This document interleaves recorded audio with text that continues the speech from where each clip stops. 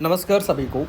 कल जैसा कि मैंने एक वीडियो बनाया था, तो मैं थोड़ा सा क्लैरिफिकेशन देना चाहता हूँ इसमें कि दरअसल कल जो ये आप देख रहे हो नीलेश तिवारी जी जो हैं इसमें, इनका मेरे पास कल मैसेज आया था।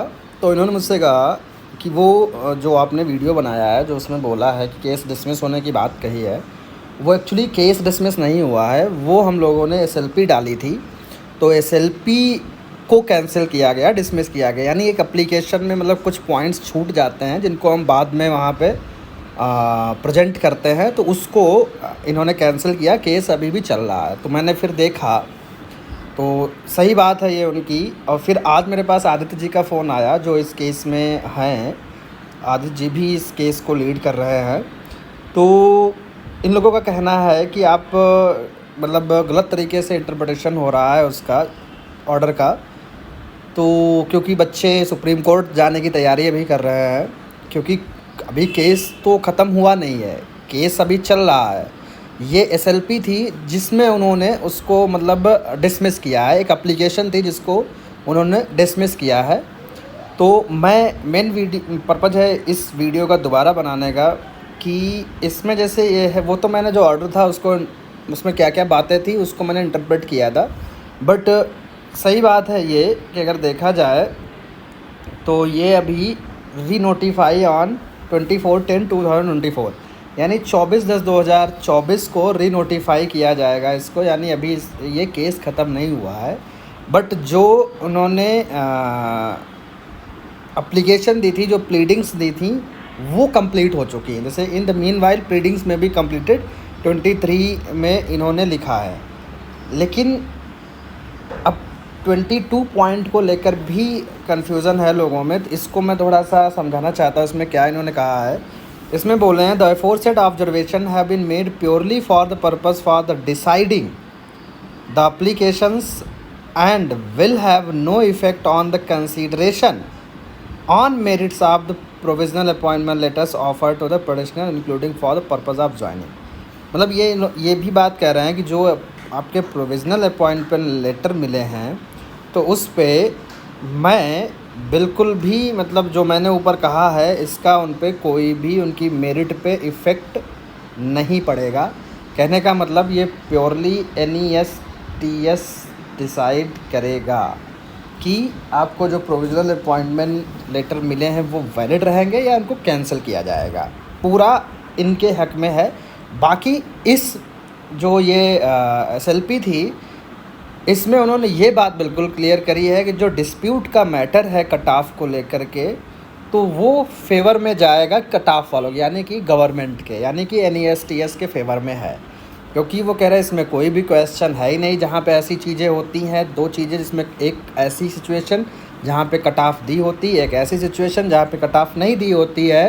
तो जिसमें कट ऑफ दी गई है, तो जिसने वो कट ऑफ दी है वही कट ऑफ मानी जाएगी। हाँ, अगर ऐसी कोई सिचुएशन होती है जिसमें कट ऑफ नहीं दी है, तो अगर डेट भी बढ़ाई जाती है तो ऑटोमेटिकली ये माना जाता है कि आप फॉर्म भरने की लास्ट डेट जो भी बढ़ाई गई है उस डेट तक आप एलिजिबल हैं। लेकिन यहाँ पर चूँकि कट ऑफ मेंशन थी, तो डेट बढ़ाने से कट ऑफ नहीं बढ़ी है। इसलिए पूरी तरीके से यहाँ पर वो ये कह रहे हैं कि ये जो पक्ष जो है, जो भी पॉइंट्स हैं, ये पूरी तरीके से NESTS के फेवर में हैं। तो ये उन्होंने इसमें कहा। हाँ, अब मैं यहाँ पे कुछ बताना चाहता हूँ। केस तो बिल्कुल ही अभी ख़त्म नहीं हुआ है, जो कि अभी आगे चलेगा 24/10/2024 को। लेकिन चूँकि कोर्ट ने बहुत सारी बातें कही हैं यहाँ पर, आप लोग देख सकते हो कि जैसे उन्होंने इसका भी जिक्र किया है, ये सुप्रीम कोर्ट का ही Divya versus union of India and others. तो अब आगे क्या है कि मैं कहना चाहता हूँ कि जो कट ऑफ डेट वाले हैं उनके लिए चांसेस बहुत कम हैं अब, क्योंकि अब ऐसा तो है नहीं कोर्ट अपनी बात पे ही बदलेगा। अब जैसे अभी मेरी आदित्य जी से बात हुई तो वो कह रहे हैं कि मैंने अब बहुत सारे मुद्दे उठाए हैं कि जब बात एजुकेशन क्वालिफ़िकेशन की है तो बात फिर OBC और EWS SC सर्टिफिकेट की भी होनी चाहिए। मैंने ये भी रेज़ किया है कंसर्न कि वो जो है वो भी पहले के ही होना चाहिए, लेकिन इन्होंने बाद वालों को भी ले लिया है। तो वो एक अलग मैटर है। अब आगे इनको भी क्या लिया जाता, बाहर किया जाता, ये एक बड़ा इशू हो जाएगा अब।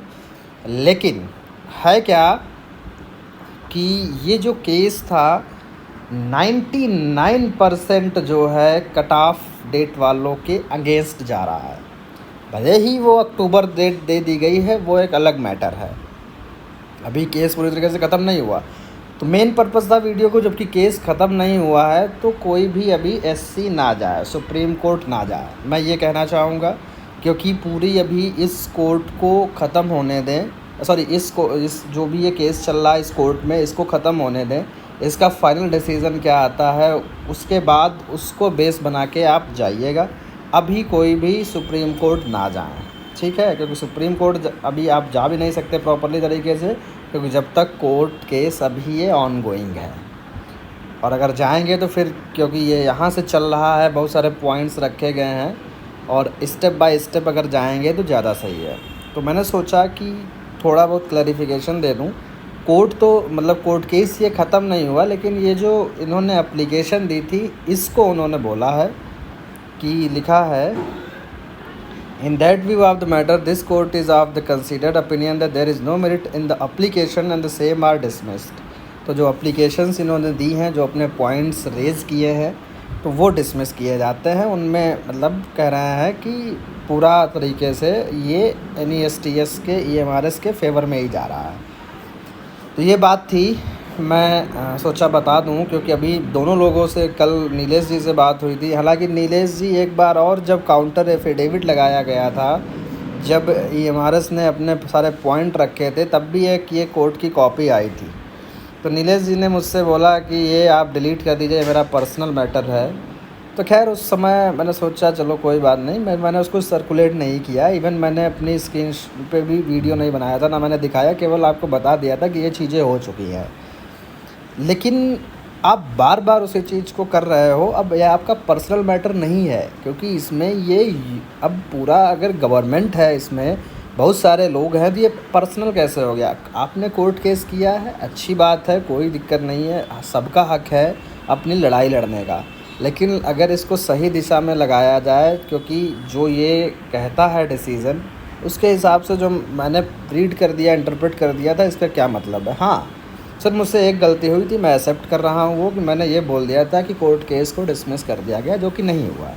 इसको मैं एक्सेप्ट करता हूँ, ऐसा कुछ नहीं है। मैं मेरी जो गलती है या मैं जो भी कुछ करता हूँ, मेरे अंदर ऐसा कुछ नहीं है, मैं उस चीज़ को एक्सेप्ट करता हूँ। लेकिन अब आप ये कहो कि ऐसा है वैसा है, मतलब तमाम तरीके की, तो मैं यही कहूँगा आप उचित दिशा में अपनी एनर्जी को लगाइए, वो ज़्यादा बेटर है, न कि फालतू की चीज़ों में। खैर सभी का है, मैंने हमेशा से ही जो कट ऑफ डेट वाले हैं उनका फेवर किया है। और इवन याद होगा तो बहुत पहले मैंने समझाया भी था कि अभी कोर्ट केस ना करें, क्योंकि बहुत सारे लोग हैं जो डीबी में उनको पता ही नहीं चलेगा कि आपका, क्योंकि थोड़ा बहुत है मार्कशीट पे अगर पड़ा भी है तो वो उसको कंसीडर कर लेंगे, ऐसे बाहर नहीं करेंगे। लेकिन लोग पहुंच गए, उन्होंने इसको एक बड़ा मुद्दा बना दिया, सबकी नज़र में आ गया। क्योंकि हमारे पास अभी भी बहुत सारे ऐसे लोग हैं, अब मैं कहूँगा नहीं, वो नौकरी कर रहे हैं, ठीक है, तो वो मुद्दा अलग है। लेकिन अगर आपको नहीं मानना है, चीज़ें ज़्यादा खींचनी है, हाइप बनाना है, तो बनाइए, उसमें कोई इशू नहीं है। बाकी हाँ, मैं यही कहूँगा कि भाई ये अभी कोर्ट केस चल रहा है, ऑनगोइंग है, लिस्टेड है ये, तो ये जो SLP थी उसको पॉइंट्स को डिसमिस किया गया है और पूरी तरीके से फेवर में डाल दिया गया है NESTS के, और आगे भी डिसीजन NESTS के ही फेवर में आने का है। ठीक है, मिलते हैं नेक्स्ट वीक।